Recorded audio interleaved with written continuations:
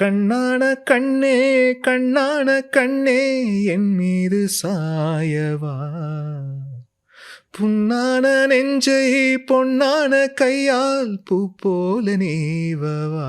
தாமரை அவர்களுடைய உங்களுக்கு நல்ல பாடல்கள் அமைஞ்சு இன்ஃபேக்ட் தேசிய விருதும் ஆமாம் கண்ணான கண்ணே இல்லை. ஆமாம், மேடம் வந்து அவங்களும் பயங்கர ஸ்ட்ரிக்ட் ஆஃபீஸர் தான்.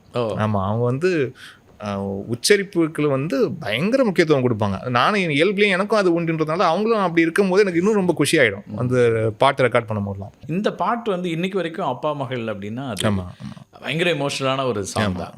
அதுக்கு ஏதாவது ஃபீட்பேக் இருந்ததா? இது ஃபீட்பேக் வந்து ரைட் ஃப்ரம் அந்த ஃபஸ்ட் டேலேருந்து அது என்னைக்கு அது ரிலீஸ் ஆச்சோ, ரிலீஸ் ஆன டைம்லேருந்து இன்ன வரைக்கும் இந்த நிமிஷம் வரைக்குமே சொல்கிறேன். அதாவது வந்து ஒரு அன்கண்டிஷனல் லவ்னு சொல்லுவாங்க இல்லையா, அது அங்கீகாரம் கொடுங்க. அது நம்ம மாநில அளவுலையும் தேசிய அளவுலையும் நமக்கு அது கொடுத்தாங்க. அந்த அங்கீகாரம் தேசிய விருது எல்லாமே இருந்தது. பட் அதை தாண்டி ஒரு பர்சனலாக எமோஷ்னல் கனெக்டாக வந்து இன்னும் வரைக்கும் அது அப்பா மகளுக்கு மட்டும் இல்லை, ஒரு அப்பா மகனுக்காக இருக்கலாம், இல்லாட்டி ஒரு அம்மா பையனுக்காக இருக்கலாம். அம்மா யாராக இருந்தாலுமே வந்து ஒரு இன்ஸ்டாவில் ஒரு பதிவு போடும் போதோ, இல்லாட்டி அவங்க வீட்டு ஃபங்க்ஷனில் ஒரு பர்த்டே ஃபங்க்ஷன்லேயே நடக்கும்போது அந்த பாடலை ஒலிக்க விடுவதோ, அது பாடுங்களேன்.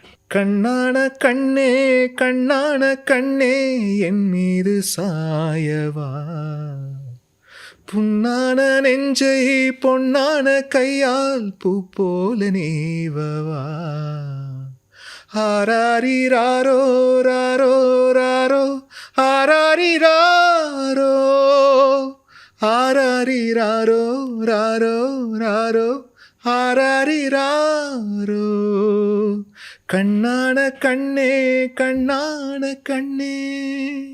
புதம் அது வந்து பல பல உணர்வுகளுக்கான ஒரு தெரப்பி மாதிரி சில நேரம் இந்த பாட்டு இருக்கும்னு எனக்கு தோணும்.